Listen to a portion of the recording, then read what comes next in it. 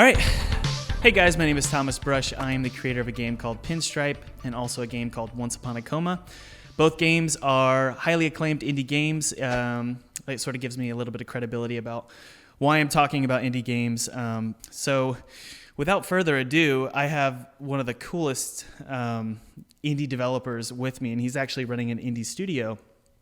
And I feel terrible about this, Z, because I've been calling you Z for so long, and you just told me how to say your full name. Do you want to introduce yourself and tell people how to say your full name? Yeah, no, totally. So I guess the Americanized pronunciation of my name is Zhengua Yang, and but it's just way too long. I'm way too Chinese for anyone to. Yeah. I love that. So what do you do, man?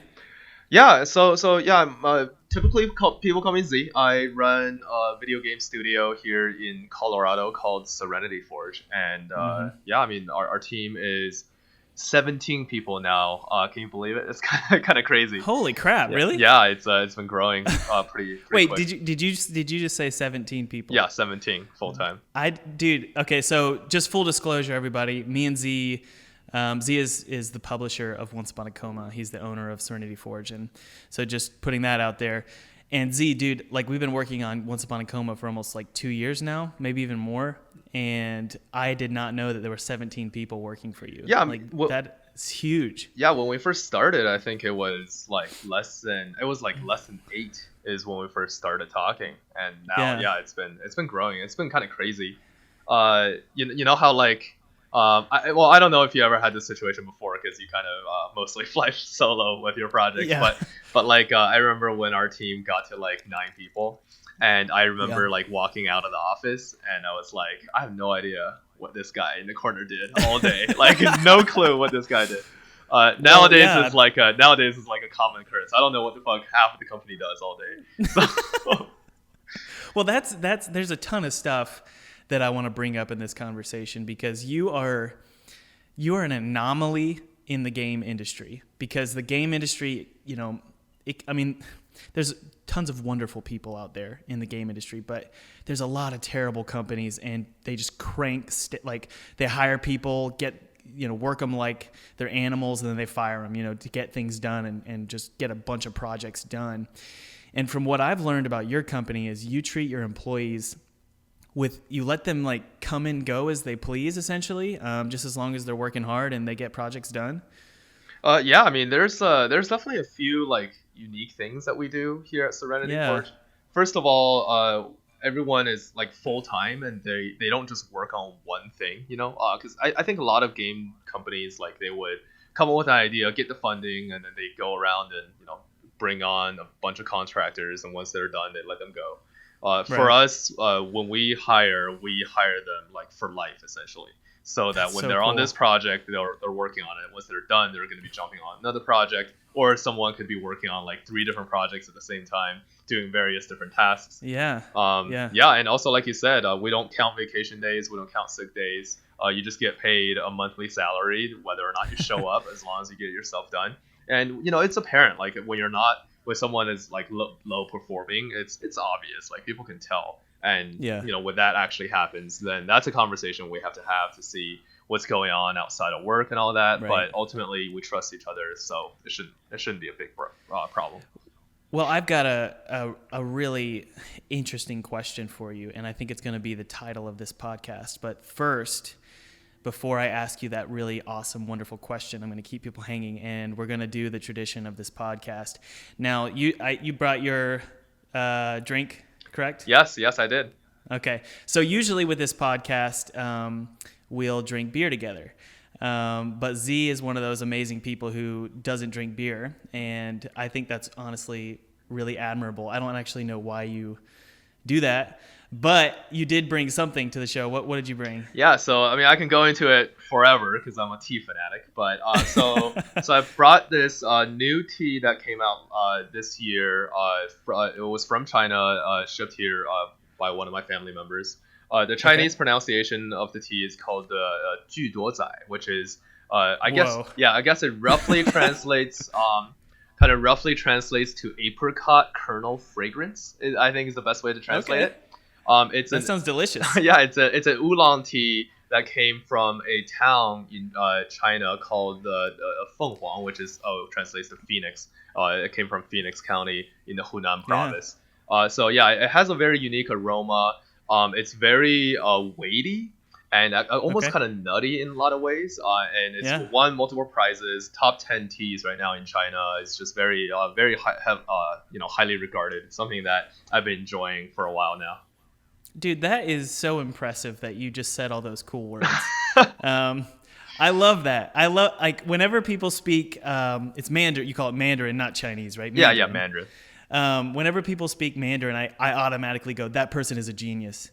It sounds so smart and so succinct. So congratulations on that. It's beautiful. Yeah, thanks, man. It's still my native language. I mean, I grew up speaking Yeah. Mandarin. I was born in China. See, I never really asked you that question all these years. I didn't really ask you if you were natively born in China. Yeah, no. Okay, that's awesome. Well, okay, I brought tea as well to be to sort of drink tea together. But in my case, I got Evan Williams cheap whiskey from Costco that I'm going to pour in my tea. Oh wow. Yeah. So, dude, how do you say cheers in Mandarin? Yeah, it's ganbei. Ganbei? Mm-hmm. All right, dude. Ganbei. Yeah, cheers. Cheers. All right, let's get talking. So the question I have for you, Z, is when does a studio get big enough to not be called an indie studio? That's a really loaded question. So Because I would consider you guys an indie studio. yeah. I mean, I actually think it's not necessarily the size, but I think a lot of times it's like source of funding, right? Yeah. And also just culture. You can have like a 3-person team, and if this team is backed by venture capitalists and investors, and started by someone who's very renowned in the industry, and that might be just like a legit company and not necessarily a startup. Right. Exactly. Yeah, I've seen like there are a couple games out there that it's kind of tough to consider them as indie. Yeah. Like Which ones? So Killing Floor. Yeah. Yeah, Killing. I don't know if you heard about them. It's by a company called Tripwire Interactive. They were like less than 10 people at one point before they made Killing Floor. They were just 100% bootstrapped, no investors. But then you look at their games and it's like holy shit, like they make some pretty crazy stuff. Same with Avon Colony, which is developed by Paul Tozor, who's a good friend of mine. His team is 3 people, but they're making this game that looks like SimCity. And he was the AI director behind all the Metroid Prime games, and he worked at Rare. Okay. It's just like a lot of times it's kind of like a thin line. So I think I think it has to do with the team culture, right? If you're making a game that you really believe, versus you're making a game to try to generate your annual margins, I think that's probably what really defines what an indie is. Okay. Yeah, I'm going through this phase where I'm getting kind of pissed off with the constant use of the term indie game. Because it's becoming more like I just scrolled through the Nintendo Switch store, and it's slowly becoming more and more loaded with indie games, which is amazing. Like that's awesome. But there's like, I don't know if I'm right here. I could be completely way off base, but it seems like there's way more indie games than regular games on the Switch store, and it just seems like indie games are like just normal games now. Like in the 90s, you wouldn't call Super Mario an indie game, but it behaves as an indie game. Like if you play it now, it feels like an indie game. So I don't know, like the whole idea of games being independent, I just wish we had a different word. Maybe just small games. But then again, they're not all small games, In my case, my games are small. But I think it's just become an overused term, and I don't know if it's very descriptive. You know what I mean? Yeah, no, I fully understand. It's I firmly believe, and I try to not use the word indie altogether within the industry. Mm-hmm. I actually stopped. Yeah, I'm starting to do that. Yeah, I stopped defining Serenity Forge as an indie studio about like 2 years ago, and I think it really helped us in like just placing ourselves in the industry. Because then people see us more of a company, as a startup, as someone who is here to create products and also find solutions for real world needs and all that. So I Yeah. don't know. For us, it definitely helped. For me, it helped with my personal identity. I can Okay. still define myself as an indie game dev just because I have been like I was a freshman in college making my own solo games before, so I can kind of like understand what that feels. But Yeah. unless if you're in that scenario, unless if you're a college kid, making games in your basement, I really don't feel like indie is an appropriate term for Yeah. anything.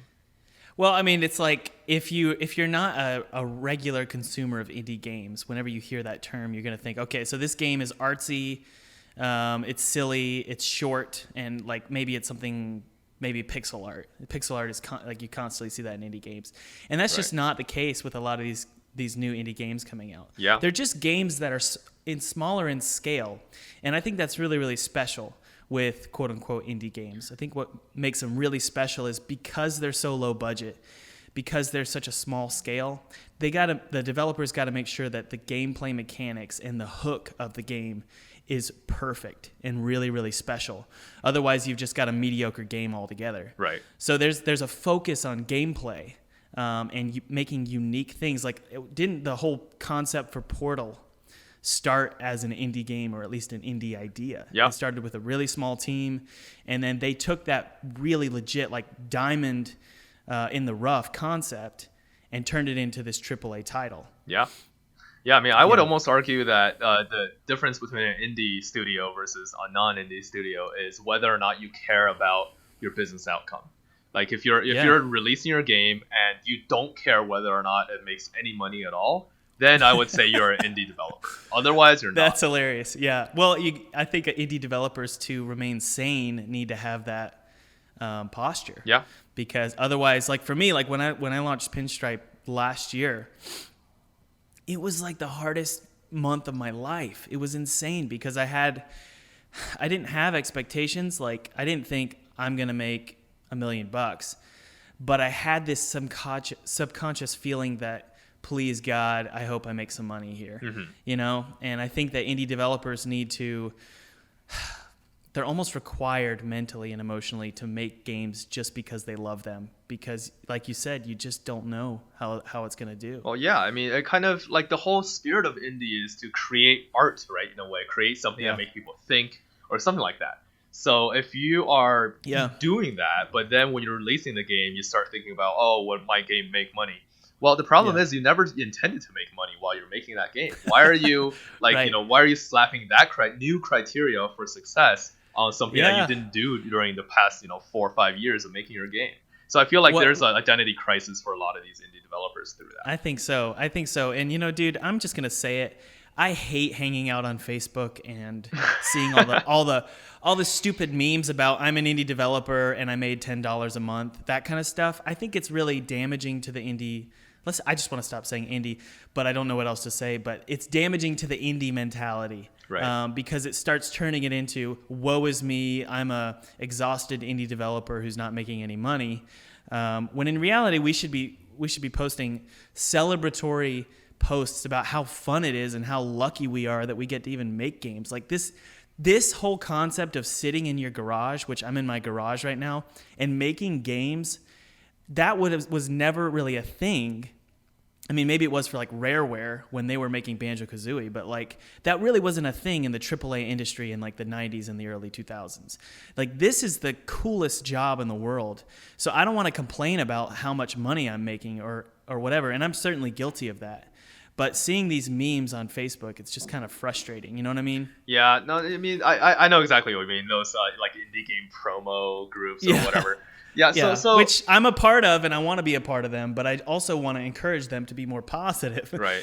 Yeah. So like what I've personally found is I'm kind of split. Like I completely agree with you, but at the same time I want to just take a quick step back and look at I guess the best way to say it is like the socioeconomic situation, right, of these game developers.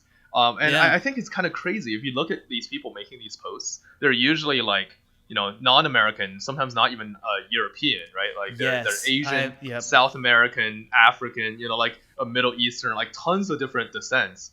And that's awesome.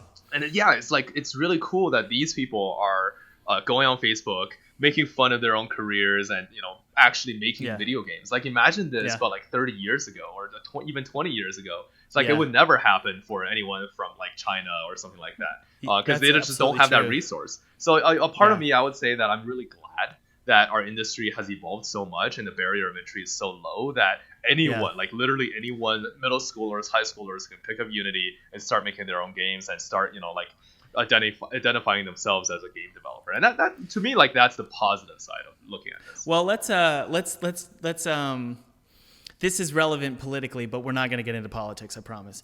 But let's talk about borders, right? Mm-hmm. So do you think that Steam should have borders? Should game platforms have borders or barriers of entry?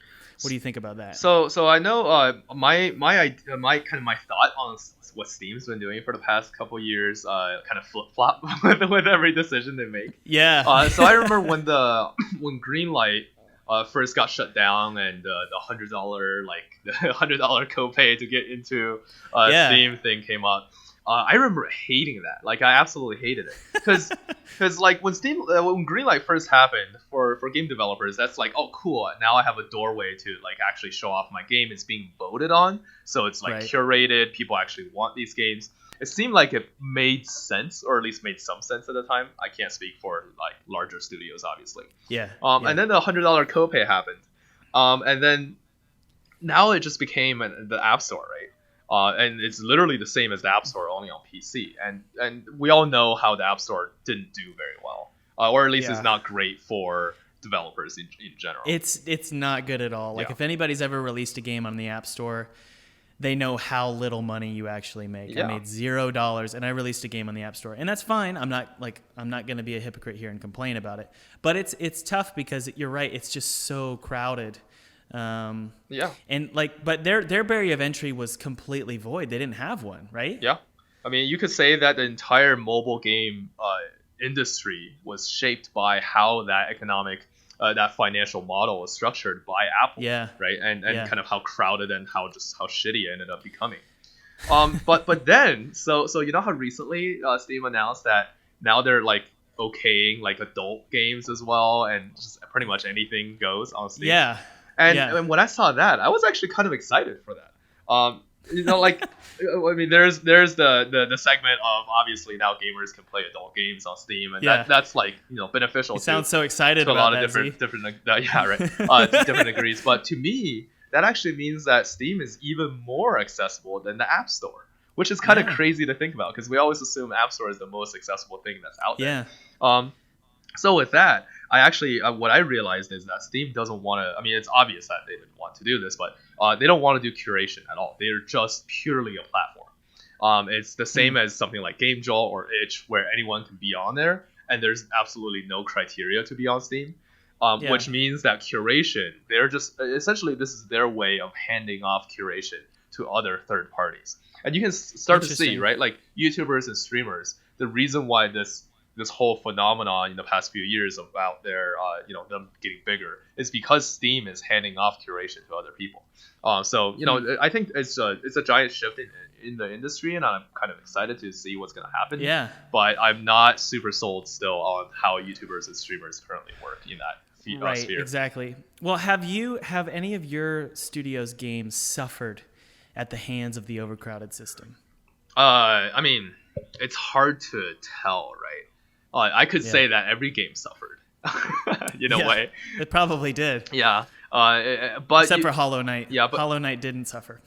Yeah, and well, it's hard to say. Like people who play, it's just doing so well, dude. Even on Switch, Hollow Knight is killing it. Right. But you could also say that our games only exist because of the capitalism that goes into the game industry right now, right? Yeah. If it wasn't for Steam being so open, then there's not going to be as many gamers in the world. Therefore, you have a smaller amount of audience to sell to. So maybe we end up selling less. So it is kind of hard to tell. I think I would be lying if I said I knew an actual answer to that question. Yeah, I don't know, dude. I have no idea. Part of me selfishly wants these massive barriers of entry. Like $1,000 to get your game into the store, just so there's less competition. But then again, like a ton of competition doesn't mean that nobody's going to rise to the top. You know, like if your game is great, it will probably rise to the top in Steam. But that does mean that it feels almost like America. Like there's no middle class. It's just you either failed big or you did really well. I mean, that I could be completely wrong there. In the case of Pinstripe, it was probably in the middle. Like it did pretty good, and it's still doing pretty good. But it's certainly, I've heard a lot of stories about how either you make very little money or you make a lot. You know, it's very polarized. Right. And I think it's gonna become more like that too, especially with Steam just opening up like that. Until we get curation, until someone steps in and really takes care of curation. But until then, Well, then, back to your original point. Part of your philosophy is that you don't really care about any of this because you just want to make great games, right? So this is I'm gonna go ahead and dive into like a little bit of maybe an issue that I see with the game industry and people getting into game development. Whenever I talk to other game developers, I feel like 90% of the time they fall into one of two buckets. They are either designing a game and developing a game that they really want to play, so that they start making that game, which is a pretty large majority. Wouldn't it be cool if this game was like that? Right. And then the other bucket I see is a lot of people who are just making a game that they think is going to be the next big thing so that they can make a lot of money off of it, right? It's like, I'm going to make League of Legends but better, the next League of Legends, the next blockchain game, or like whatever it may be, right? Like it's one of these two buckets. And I feel like in our perspective, at least the way I see it, I always try to look at these buckets as tools to achieve what we really want to do. So my criteria for making games is always, I don't necessarily want to make a game that I really want to play sometimes. I don't really want to make a game that makes a lot of money sometimes. Both of which are important, and they're pillars for why we decide things. But the ultimate goal is how much value we're actually creating for society. It's like, if I make this game, and imagine a scenario where 1 million people plays this game overnight, how is the world going to change if that happened, right? And that is such a crazy thought. Well, yeah. I never even thought that way. Well, you got to think about it. As game designers, as game developers, we have this inherent duty to shape our future. Kids play games way more so. I mean, kids play games and watch people play games way more so than they watch TV or read books or watch movies anymore. Yeah. So we are, directly affecting what the world is going to be like years down the road. I mean, you just became a dad. You understand that, we have that kind of just a responsibility. You're like shaping a whole generation right now with game design. Dude, my daughter is already addicted to the television. Oh no. And I just said television like I'm an old person. Television as opposed to TV. But she's addicted to TV, and it's my fault too, because she's screaming her head off and I don't know what's wrong. So I'll just turn on Baby Einstein, stick her in a rocker, and I'm like, oh, she's happy now. So you're totally right. People, especially people like me and whoever else has kids and who are making games, we do have a responsibility to make it. They don't have to be like necessarily like, I don't know exactly what you're trying to say, but I think I understand what you're saying is they make a positive impact. That doesn't mean that, there's no swearing or whatever. It just means that it's trying to convey a message that is positive and good for America and the world. And I see that in your work. Now, my question for you is, this is something that I've been wanting to talk to you about since I met you. And it's just a beautiful subject. A lot of people may know this, but some of the listeners might not know this, but you did something that is probably on anyone's bucket list. Anyone who wants to be, successful in their life, you pulled it off. You did a TED Talk. And I want to hear more about that story, because this is why what you mentioned in your TED Talk, this is why you want to make games that are meaningful, because games, from what I heard, you were almost dying. You were almost dead, and games saved your life. Yeah, I mean, it's a pretty well-known story nowadays, because I talk about it a lot. But so what happened is, throughout like middle school and high school, I was very overweight. I was 250 pounds. Dude. I played tons of video games. I would play games up until 5 or 6 o'clock in the morning. and then like jump into bed before my mom comes into my room to try to wake me up, and then I'll wake up and then go to school and then just like fall asleep during class. And I did Wow. terribly at school. I didn't have any friends in school because I was just spending so much time playing games. And Yeah. it was really bad for me. I had a huge addiction issue.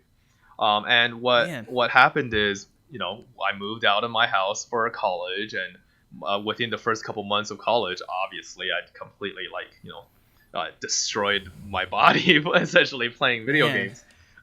And within 2 months of school, I was diagnosed with a severe illness.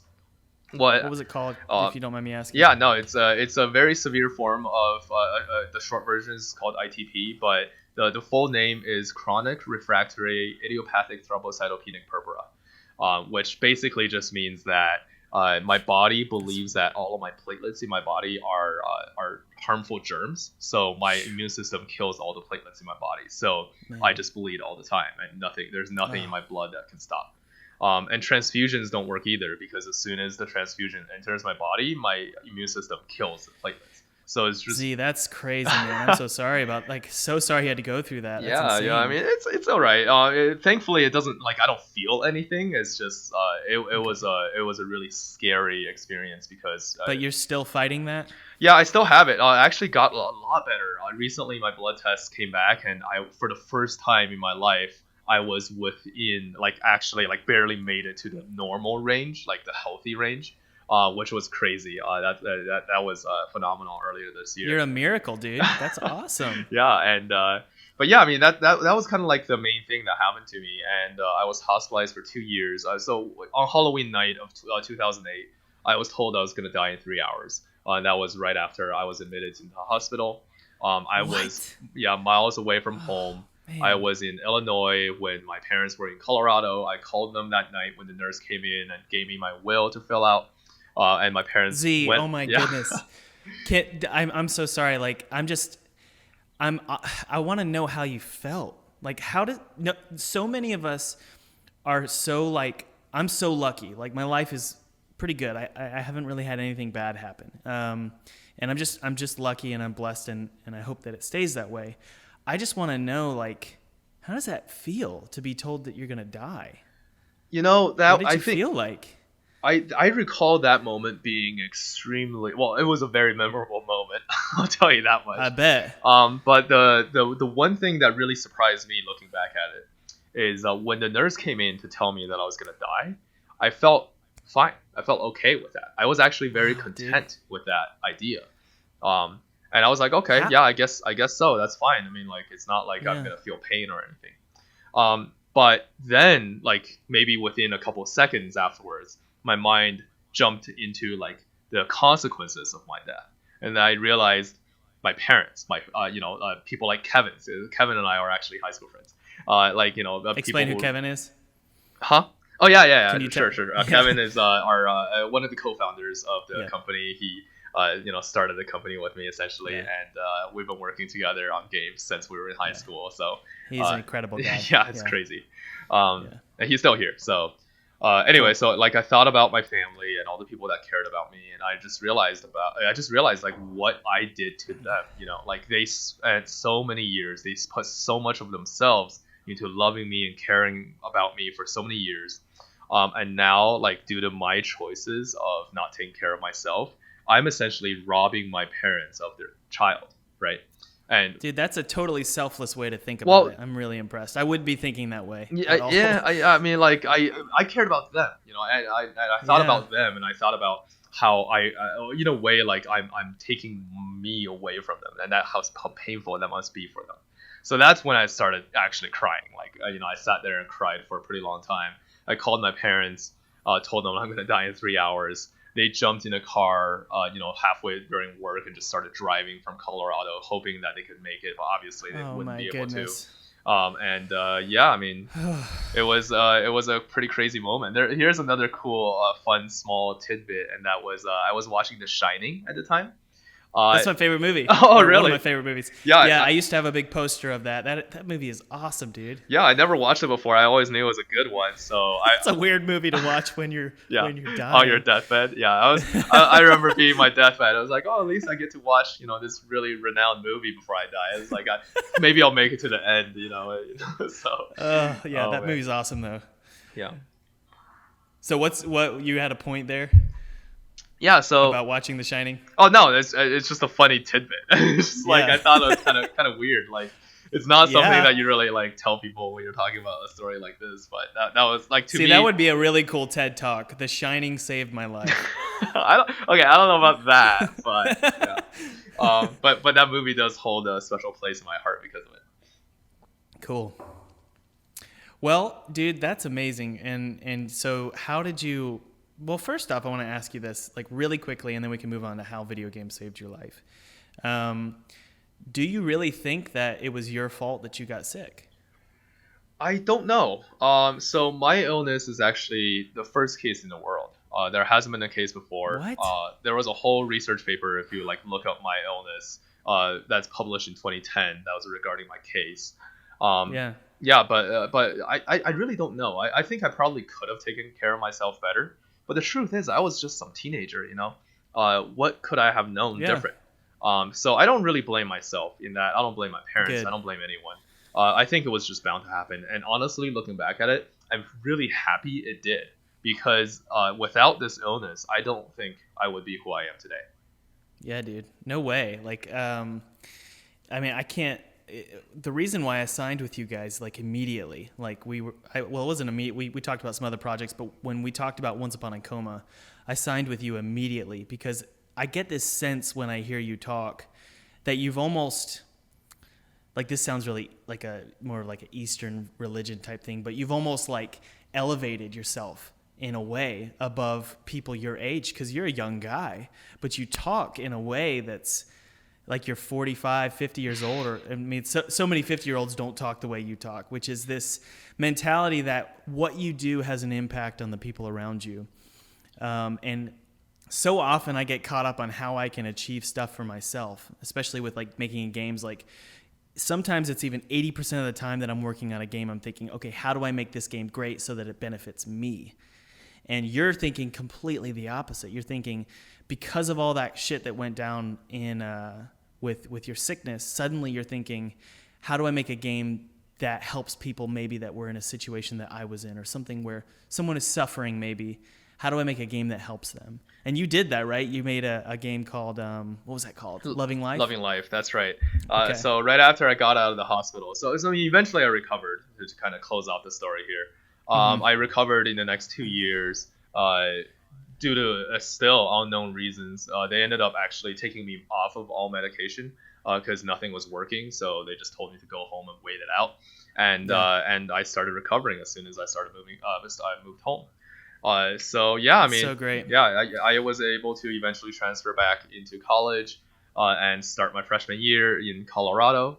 And Wow. I remember it's my first semester of college. I looked back and was like, hey, like, why don't I make video games to help other people? And the first game that I made was a visual novel called Loving Life. It's free to download. It's released it online. Just as a tool almost to help other people, or like as a way for me to kind of conclude my story. And it was just a non-fictional story about what I went through. So yeah, so you're kind of one of those guys that uses video games as often as you can to communicate how you're feeling, I think, because didn't you ask your wife to marry you with a video game? Yeah, that's right. Yeah, That's so cool, man. You totally beat me there. I just asked my wife to marry me. I just got on one knee, but you did it in a video game. Yeah, it's I spent some time making her an RPG where we ended up I put like every single scenario that were really like memorable to me in the game so that she could walk through, essentially like walk in my shoes and kind of see the other side of the story, like what I was feeling in those moments, and then like kind of show her the big picture. That's so cool. Well, not to downplay any of this amazing, like I love talking about the emotional side of video games, but I want to get into how much time do you got, dude? Because let's see here, it's 4:30 over here. Do you have about 20 minutes, 30 minutes to talk? Or Yeah, no, I'm good. Okay. Well, let's go 30 more minutes, and then we can get into the cheat codes section of the game, which is the 3 secrets. But maybe 20, 30 minutes of just chatting about what I want to talk about is more the business side of things, because you run your indie studio, not indie studio, we can't use that word anymore. Your video game studio is different than, say, the Double Fines of the world. Because, and correct me if I'm wrong, because you take on client work that's just to help fund these indie games. Am I correct about that? Yeah, I mean, let me clarify. We're different from them, not because we a lot of this is like not because we really wanted to, but I honestly I actually blame myself for just being too stupid. To like be like you know how like a lot of like game companies would go out there and seek funding and then get investors. Now they have like $5 million to invest in other games. A lot of game but they only have like 70% of their company. You know? Yeah, no, it's true. But at the same time, like they have a lot to work with. For us, I just hate that feeling. I don't like losing control over like what the vision is in the company. Like I don't like having to go out there and make a fake pitch to some investor, some rich person who knows nothing about games, and make fake promises that I'll give them double returns or whatever. And then take the money irony of this, the irony of this is that I did that to you. I pitched my game Once Upon a Coma to you. I think you just like control and power. Am I right about that? Well, I wouldn't say power necessarily, because if I wanted power, I would have stayed at the Federal Reserve. Yeah. But when it comes to just like stuff that I'm really passionate for, I want to be able to have the correct message. And I feel like if we have investors and I'm going around lying to them and then lying to the people I'm giving the money to, I just don't feel good about myself. This way, I know that if I fail in the investment, if I put some money into a game that we end up publishing and then the game fails, I don't have to answer to a lie that I told to someone else later. All I have to answer to is myself and my inability to make the right choices. And in a way, it's not as scary of a thing to make a bad investment, because you guys also have this backup plan of doing client work. Am I right? Yeah, I have tons of backup plans. It's very rare for Serenity Forge to ever go through anything dangerous. I mean, we've been working together for a while now, and you can kind of see that. And I don't know, dude. The cool thing is that you guys lend me your staff to help make my game. And to me that is a huge risk, because it's like, well, I'll give you one of my staff members and he can help you make this game that we don't even know if it's going to do well, but here you go. I think that's a little bit of a risky thing to do. I mean, it's at the very least, it's very generous. Well, the way I see it is actually twofold. So number one, it's something that makes us very unique. Most game publishers do not have their own development staff, so they can't do something like this, and we can't. So if for most game publishers, if you need a programmer on your game or something like that, they're gonna look at you and be like, well, we can't fund you more money, so you're just gonna have to go find a partner. And now you have to spend all that time finding a partner, and it's gonna be hard, right? Or if they're like, okay, we can give you more money, so here's some money, go hire your own dude. And that's pretty rough too. Like, you want to make a game, you don't want to go like HR and do all that PR stuff or whatever. And it's just not great. And the system is pretty clunky when you work with a publisher. And for us, it just makes sense because we already have developers, and they're already filled in on what the game is, and I can easily just be like, hey, you work on this game today, you work on this game tomorrow, and it's just everyday life for these people. And I wonder if it makes your staff stick around longer, because they're having fun, right? They're working on a variety of different projects, from government work. I don't know exactly what client work to do, but government work, all the way over to making a trendy, weird game about a boy in a coma, everything in between. Yeah, I think for a lot of these people, this way they have all sorts of different outlets for creativity. If they want to do something that's really, they can be really like, brag about it at a family dinner party. They can talk about how they worked on like some Paramount Films game or whatever. Or if they want to show it to their indie developer friends, college kids, or whatever, they can talk about something else. And it's just, there's a whole variety of work here, and it's never going to get boring around here. So, you've got this really organic environment where it seems like you'd make a great parent because you probably wouldn't be a helicopter dad. You'd probably just sort of let your kids grow and become civilized individuals and trust them, which it seems you do that with your staff. My question is, does that ever keep you up at night? Like the idea that your staff is, you have faith in your staff and you don't really nitpick. It doesn't seem like you do. You don't nitpick your game development staff. Does that keep you up at night at all? So this is actually something that I realized about myself very recently, and that is specifically my leadership style. I realized that my leadership style is this weird sadistic type of decision making where I intentionally set people up in Serenity Forge to fail on certain things. So, I love that. Yeah. So like, especially with our new hires, I love working with our new hires because I get to give them the most difficult task that I know that they cannot do. And then I would give it to them, and then I can kind of see from afar, like kind of guide them to see like how they're gonna do. It's almost like imagine if you have a kid and you just like toss him to a swimming pool and let them swim, right? And I would stand like most behind a bush. Drown. Yeah, like I would stand behind a bush and see how they do. And if they're starting to drown, I would run in to kind of pick them up. But if they're not drowning and starting to manage, I'll be like, okay, yeah, that's not bad. Like now I kind of learn a little bit more too. Yeah, well, I had a meeting with my intern today. I just hired an intern, which is a big deal for me. I don't have 17 staff members, but I hired an intern today, and I met with him for lunch, and I told him, I said, I'm going to give you as much as you can possibly handle until you tell me you can't handle it. Mainly, the reason why I do it that way is because that's what I would have preferred when I was an intern. My boss handed me a lot, but I wish that they would have handed me more because what I'm learning is, and this kind of comes down to self-development and becoming like the best version of yourself. If you never know exactly what you can handle, especially when you're making a game, until you just try it and give it a shot. And so I think your staff will probably respect you for that because you're showing respect to them. I mean, isn't that a respectful thing to say, hey, I'm going to give you a ton of work because maybe I think you can handle it, Yeah, I feel like I do this purely because I kind of grew up in the same conditions. I don't have any siblings. My parents never went to a parent-teacher conference. My parents are very like laissez-faire to let me just like kind of explore my own things given awesome. Some criteria.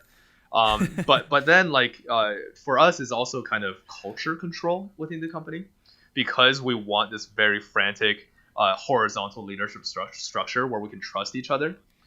If we hire people and they just need constant hand holding, no one has the time to do that. Like it's too much time wasted out of our day to do that. We want people who can just, I hire this person and just let them make choices for Serenity Forge. Like they would be making executive decisions day one, during their work. So it doesn't really stress you out or keep you up at night. You kind of pretty relaxed about it? Well, the truth is I kind of set them up with an actual learning curve, like the projects that I throw them in the beginning, although they're impossible for them, they're also not very detrimental to the company a lot of times. And then like eventually, I'll give them more and more bigger tasks. And when there are actually important tasks, by that time, they're kind of trained to so like have that trust. The first task would be like make 300 cups of coffee, something that's really pointless, but tests their willpower. I mean, the tasks are still pretty big. Generally, it's kind of like, this, insert very important and well-known company here reached out to us and want to do a collaboration. Do you want to chat with them and see if we can strike a deal? Stuff like that. Exactly. Yeah. Okay. Well, let me think here. If there's so many questions. I kind of want to have you on in a second segment because you have so much knowledge to bring to the table, and I think right now is probably what I want to do is let's jump right into the hasn't really been 20 minutes yet, but let's jump right into the cheat code section of the podcast. Before we do that, is there anything else that you want to mention about your work or your studio to maybe let people know about your work and what you guys are doing? I mean, not necessarily about us per se, but what I want to say is, you keep on saying that I'm like this expert on stuff. You are, dude. And I feel this a little bit. This podcast is called Game Industry Legends. You're a legend. I feel a little bit uncomfortable with that, considering this particular fact, and that is, you were the influence that got me to become a game developer. I think that's really important for me to say on this stage right here. Can I be honest with you about something? Yeah, sure, go ahead. You've been telling me that for 2 years, and I always assumed you were lying. No. Because I thought you were like just wanted me to sign a contract. You know, because I always assume the worst in people. I'm that kind of person, especially when there's a contract involved. But dude, that means the world to me. Thank you. I mean, I don't know why you would say that though. But yeah, so Coma, the original Flash game, I forced all of my friends to play that game. Anyone who joins Serenity Forge is required to play that game. It's just one of those things that for the past more than 10 years now, that like it's a game that we cared about as a team. Like right. I remember just just loving it so much. The very first game that I personally actually designed was a 2D platformer horror game, a psychological horror game, and cool. that just goes to show how much influence you had on me as a human being, way before you even knew that I existed. Well, thanks, dude. That means a lot to me. Yeah, it's crazy that it's been almost a decade since Coma was released in 2009, I think. Was it? Yeah. Wouldn't it be cool if we released Once Upon a Coma at the anniversary? Oh, that would be. You need to tell me what day it is. Yeah, we need to talk about that after this call. That could be really cool. Yeah. Anyway, okay, so guys, that's the podcast. The next section of the podcast is the most valuable portion of the podcast. However, you have to pay for it. Sorry.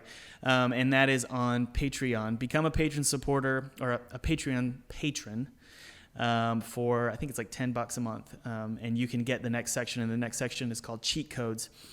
And this is a really valuable section of the podcast because this is where he's written he's planned these secrets out, and these are game industry secrets that a lot of us took a long time to figure out. I'm sure it took Z a long time to figure these things out, but he's just going to give it to you just really quickly in bullet points, and that's incredibly important because most of us have to work really hard to learn that stuff. So thanks for watching the podcast, listening to the podcast. Please subscribe, hit the like button, share this podcast if you want to hear more.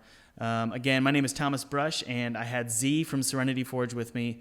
So thanks for watching, guys. See you later. All right, so this section of the podcast is called Cheat Codes.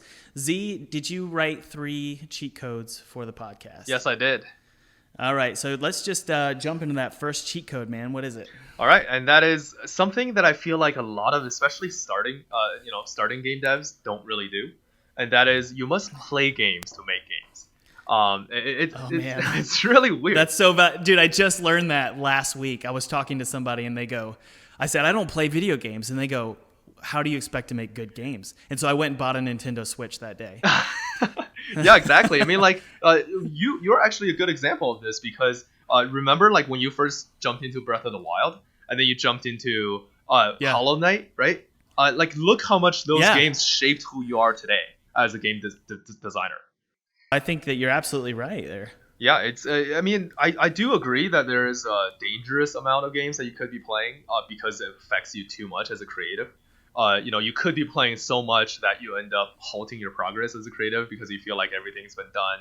There's nothing that you could do in this industry. You might as well quit.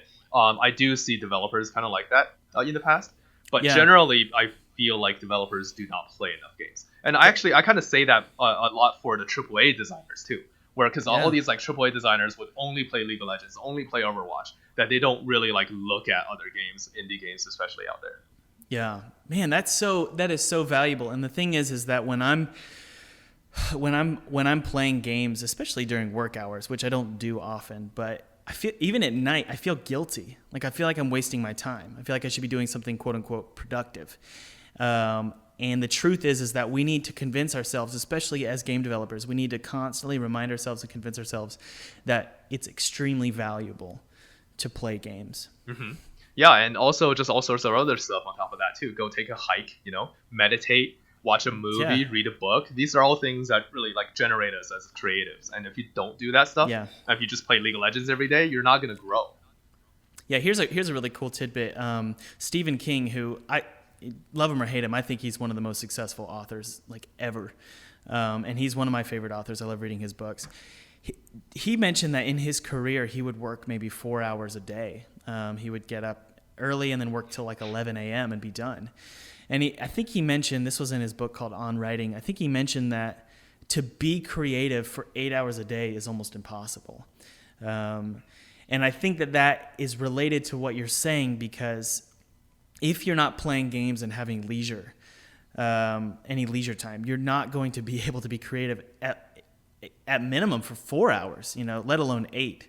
So you need to make sure you're constantly finding inspiration. And I'm currently at a point now where I'm having a real hard time with inspiration and finding even enough creativity in 4 hours a day. So that's a huge encouragement to me to hear someone as successful as you telling me to just, I guess, play a little bit more. Oh yeah, absolutely. I never see gameplay time as a waste of time. Never. Cool. Ever since I started making games. That's so awesome. I urge you to also think the same way. Right, that's good. And I'm sure you do that with your staff as well, right? Yep. Are they all just sitting playing video games all day? No. If anything, they need to more. Like, I actually kind of push them to do so. But the staff here they're workaholics, man. They don't go home. They come here early. It's rough. That's great. Well, cool, man. What about number 2? Any second cheat code for the game industry? All right.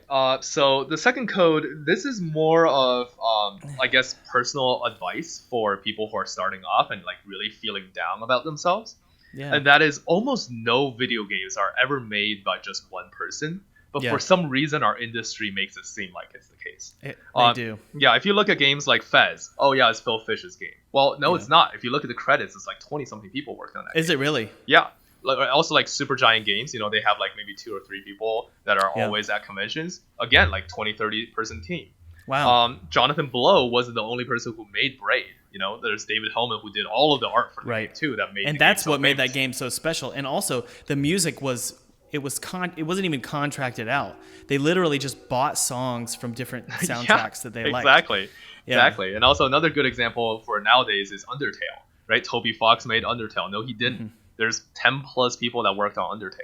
Are you serious? Wow. Yeah, exactly. So it's like this mindset, right? Where you feel like, oh, Toby Fox could make Undertale by himself. Why can't I make this game by myself? Or why can't I make even half of Undertale with a team of 3 people? Yeah. Well, that's so good, dude. This is sorry to interrupt you. This is why I believe my career was stunted, because I felt that, like, I understand what you're saying. I felt that need to do things solo. And so that's why I spent 5 years making a short 3-hour game. And I wish that I had known, hey, Thomas, you can reach out to people and it's okay to ask people for help. And you don't have to offer them something financially. You can just make friends in the industry and work together, Yeah, exactly. I'm sure there are a bunch of people out there in the world who thinks that Z is the only person who made the King's Bird, right? But the truth is, like, I haven't touched that code in like more than a year at this point. And it's probably a good thing that you didn't, because definitely. You found people who could do it better. And like, before I started working with Eric is your developer who's working on Once Upon a Coma with me. He's a genius, for one, but if I was coding the game, it would be so much worse. And it was really hard for me to give up those keys at the beginning. But I'm so glad I did, because things are totally different and way better than if I had done them alone. Yeah, because as creators, we have to worry about what the end product is like, no matter what. So, it's important to understand that every single product, there's a whole process that you're not seeing. You cannot fully understand the developer just by playing their game. You don't know how it's made. You don't know that Toby Fox is the only person who made this game. So I feel like the world needs to start to learn to make assumptions on people not just being amazing, like, god individuals who are able to make games by themselves. Yeah, I think the best book that people can read on this is something called the E-Myth, and it's the entrepreneurship myth. So it's E-Myth, and it's basically about people who do everything always end up having a failed business. Not always, but most of the time. Unless you're like a writer, like Stephen King, which, let's be honest, he's not the only person who writes his books. He has editors. Yep. But my point is that, or what this book's point is that you have to learn to delegate tasks, and you have to learn to do it well. I mean, it's not only do you have to be like just smart creatively, you have to know how to be kind to people and communicate your ideas with people. And I'm sure that my intern, and I'm sure that Eric, again, your developer who's working with me on Once Upon a Coma, I'm sure that they've had challenges with communicating with me. And it's just the growing pains of going from like one person studio to having 3 people working on a project. But those kind of growing pains are good. I'm really into like weightlifting and exercise, and what I'm learning is when there's pain, right, you have gain, and you have to have growing pains in a game studio if you want to grow. That's just the nature of it. Yeah, absolutely. If you don't step out of your comfort zone, you're never going to get out of what you currently have. You're never going to literally, that's by definition, you're not going to grow. Yeah. So, yep, I fully agree. Yep. All right, man. This is the last cheat code. If you're ready to move on to that one. And you mentioned before we started this podcast that you're having trouble coming up with a third one. Did you have something that you came up with? Yep, I do have something. I'm actually kind of proud of it. And this is something that I personally learned through just being a publisher, I think. And having released so many games now at this point. And that is the best marketing tool that you can do for your game is to make a good game. Wow. It sounds kind of stupid. No, my head just exploded. Mainly because I threw that out when I was after Coma. I was like, I'm not gonna believe that anymore, because it's so easy to believe when you're younger, and then you graduate college and you learn about marketing and you're like, that's not true. But it really is true, dude. It really is true. Yeah. I mean, you obviously want to put marketing with your great game, but it's good to remember that make a good game first, market it good second. I mean, marketing is so I would consider marketing as almost a binary thing, where it's like, did you market the game, yes or no? and I think, a lot of people, there are people who would say no. They make a great game, but they don't really know how to do the marketing, so they didn't market it, or they tried and failed and it didn't really reach the right audience. Right. So a painful example I can bring up to this is Where the Water Tastes Like Wine, which was released earlier this year. It's a game that we developed. We had a giant marketing budget on that game. And we had every journalist and their grandmas write about the game. We had a cast of very famous voice actors who all talked about the game. However, it didn't sell. By every definition, that game probably had the best marketing it could ever had. But it didn't sell. You guys, it really was a beautiful marketing campaign. I mean, there was illustration, great music. You had Sting's voice in the game, which that's one huge marketing tactic that you can have, is good voice actors. And that sucks. I mean, what happened? Yeah, I mean, the way that we looked at it, I mean, we talked about this briefly before, just the two of us. But, ultimately, at the end of the day, if I look at that game and I think about this game, I realize that this game just could have been better, right? In a lot of different ways. I mean, I take a lot of responsibility in that. I feel like there's a lot of things that we could have do myself as a studio, etc., that could have pushed the game forward just as a better game. But despite having that kind of crazy marketing campaign, the game didn't perform as we expected. Mainly, I think, for that particular reason. And the same thing I think you could say for a lot of games. And as long as you reach that, yes, I did do marketing thing, which a lot of times is it is getting pretty tough nowadays to actually even reach that, right? Like, you have to have the right connections, right press outlets, writing about the games and all that. But as long as you can say yes and can be very confident that the marketing reached people, then it just purely depends on the game. A good example I want to bring up as well is let's look at Once Upon a Coma compared to some of the other games on GameJolt. We had a front page feature, but so did a lot of games on GameJolt. Why is it that Once Upon a Coma essentially exploded? We have almost 4,000 followers on GameJolt alone for that game, good. Right? Without really doing much. And then if you look at other games who went through the same thing, they have 10% of the amount of followers. What that tells you is that given the same amount of marketing, it's still the game that really matters at the end of the day. Yeah, I think you're right. Well, at the beginning of this podcast, we were talking about how we need to stop using the word indie. I'm curious if we need to start using, not remove the word marketing altogether, but I think we do need to start using the word connections a lot more. Because for me, dude, 80% of my marketing, at least me individually, not my publishers, because my publishers do some marketing too. But me as an individual, it wasn't really marketing why Pinstripe's Kickstarter campaign blew up or why Once Upon a Coma's Kickstarter blew up. or why Pinstripe was a successful game. It was because I knew the right people. Now, I'm not in a place physically or geographically where I should know a lot of people. I'm in South Carolina, for God's sake. Like, there's nobody here from the game industry. And I know that's an exaggeration that I'm saying that, but it's like, no, this is not the game industry at all. But for some reason, I'm able to be in contact with Jacksepticeye and PewDiePie and the Game Grumps, and various writers from Destructoid and who else? Time Magazine. Like, how the hell did all that happen? And the way it happened was I made friendships with people. I was very intentional with sending emails to people. And I didn't meet any of these people at trade shows. I met all these people by just sending emails and asking them if they'd mentor me or they'd give me advice or if they'd take a look at my project.